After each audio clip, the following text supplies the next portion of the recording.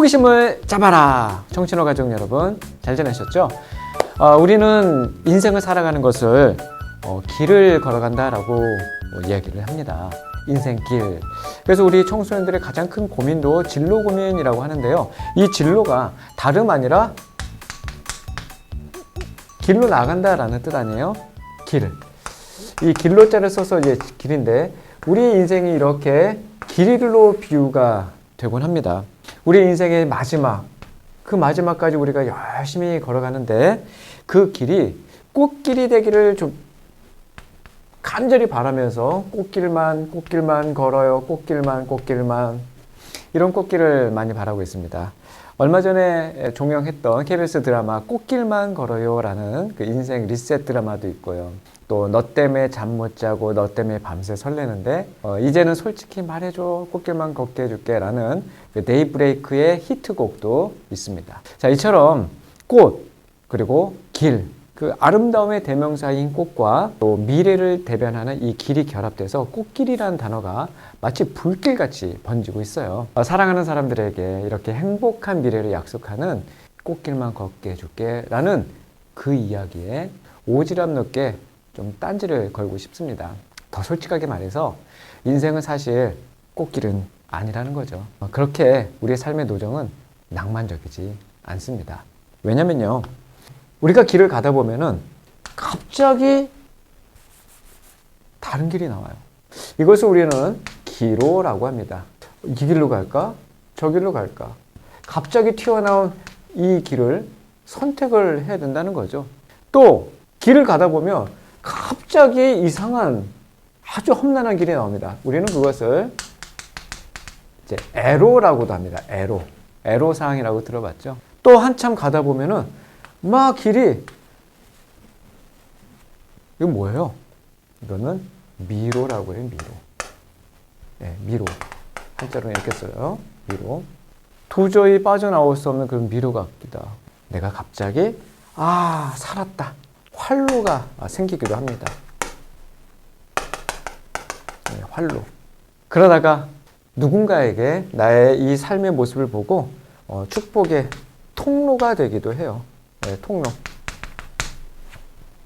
우리는 이렇게 다양한 길 속에서 인생을 경험하고 있습니다. 많은 것을 깨닫게 되죠.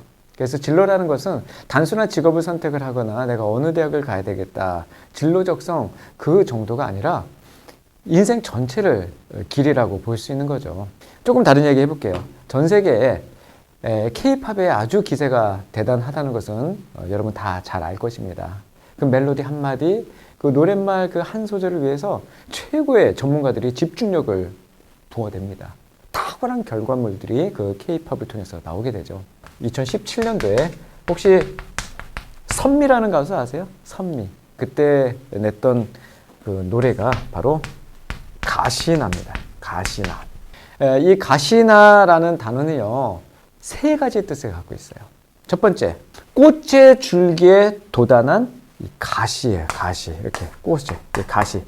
대표적인 게 장미꽃이죠. 이 가시입니다. 두 번째, 이별을 연상케 하는 그 말이 여기 담겨 있어요. 가시나요. 또 세 번째는 아름다운 꽃의 무리라는 순우리말입니다. 이 가시나가 갖고 있는 뜻이 아름다운 꽃의 무리, 아름다운 꽃이 많이 있는 것을 가시나라고 표현을 했어요.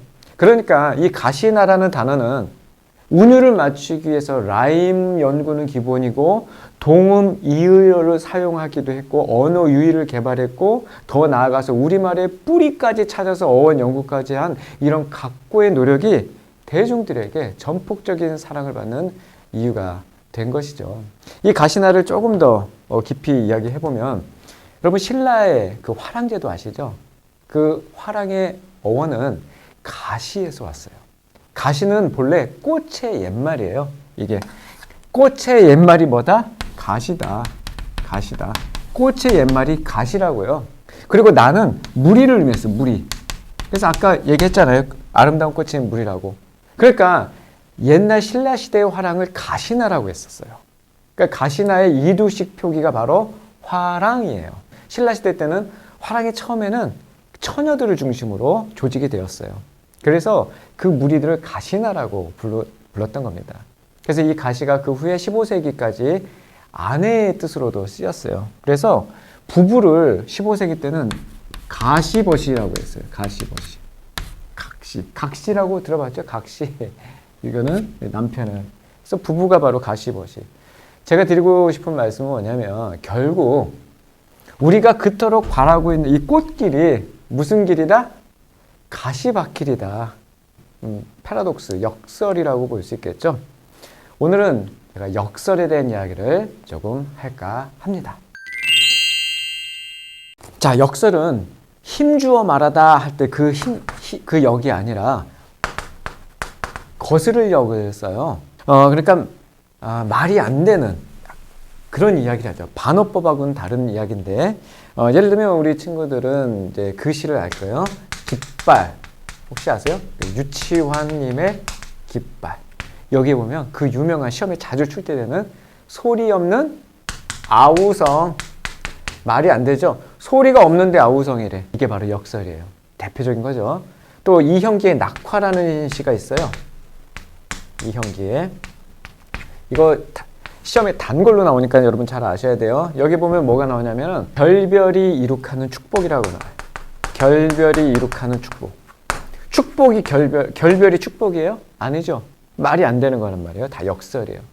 또 뭐가 있냐면 정지용의 유리창이라는 시가 있어요. 유리창.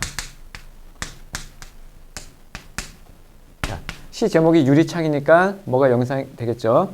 여기 보면은 유리창에서 누구를 이렇게 기다리는 그런 내용이 나오는데 외로운 황홀의 심사라는 말이 나와요.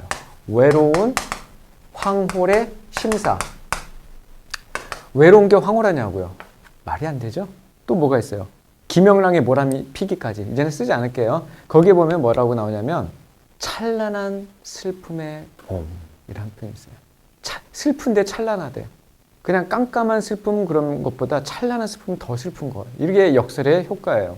마지막으로 정호승의 봄길 같은 시를 보면 거기는 이런 얘기를 하죠. 길이 끝나는 곳에도 길이 있다. 이런 얘기도 해요. 말이 안 되잖아요. 기라성 같은 그런 언어의 연금술사들이 역설로서 진심과 진리를 노래하고 있는 것이죠. 서양 격언에 이런 유명한 말이 있어요. No cross, no crown. 고난의 십자가 없이는 영광의 면류관도 없다. No sweat, no sweet. 땀이 없으면 달콤한 결과도 없다. No pain, no gain. 뭐 이런 서양 격언들이 있습니다.